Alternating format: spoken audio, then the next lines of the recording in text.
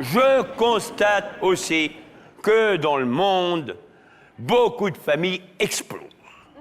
Et c'est sur ce sujet qui m'éclate. Alors je vais vous exploser mes idées.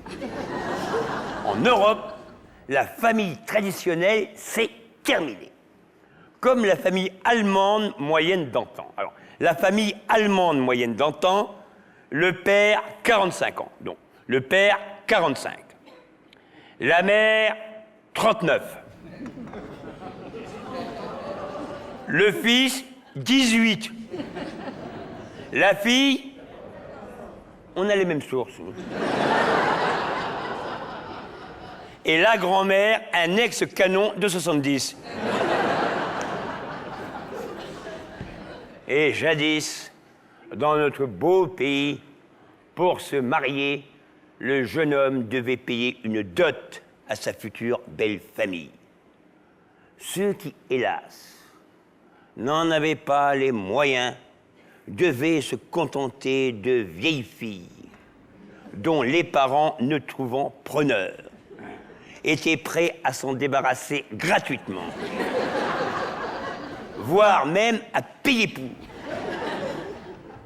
On appelait ces vieilles filles les antidotes.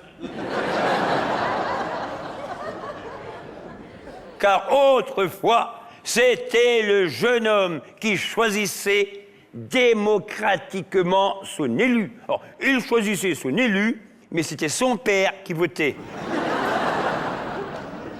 Toujours est-il qu'à la famille traditionnelle dans l'immédiate après-guerre a succédé la famille nucléaire, où le père joue le rôle central.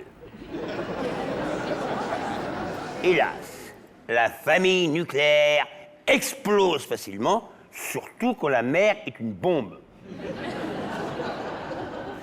Et nous sommes arrivés à la famille normale d'aujourd'hui, qui est la famille éclatée. Aussi, voici deux familles françaises, modernes de maintenant. La famille de deux enfants, c'est-à-dire deux demi-frères et deux demi-sœurs en garde alternée. Ou la famille monoparentale sans enfants.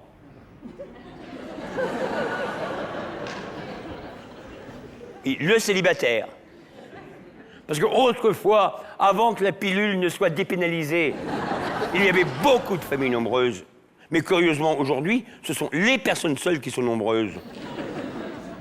Et nous avons la chance d'avoir des commerçants qui s'adaptent très bien à cette nouvelle réalité, puisqu'ils parlent de mettre sur le marché, pour les prochaines fêtes de fin d'année, ce nouveau jeu des 7 familles recomposées. C'est un jeu un peu compliqué, avec 15 cartes par famille. En voici 4. Dans la famille musicien, le beau-père de la demi-sœur.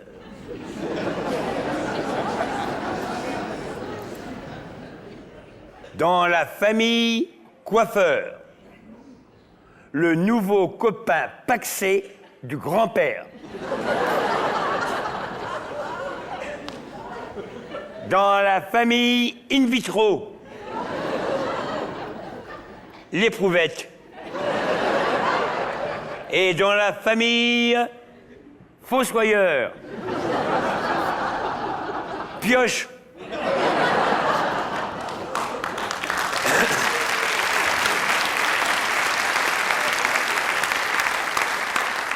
Et heureusement, l'éclatement des familles crée des emplois.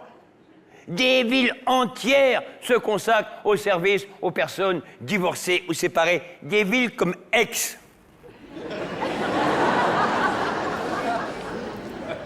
Hélas, aujourd'hui, il y a de plus en plus de divorces. Il y a énormément de divorces.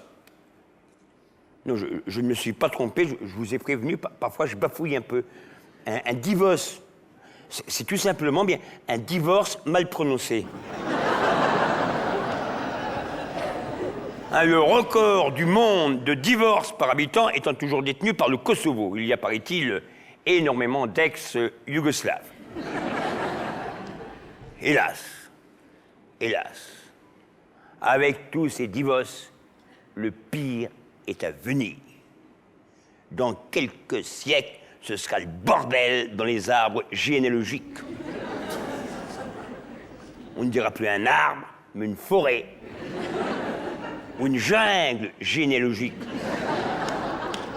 Mais si, en France, le problème est compliqué, dans d'autres contrées, il est encore plus complexe. Et c'est avec une émotion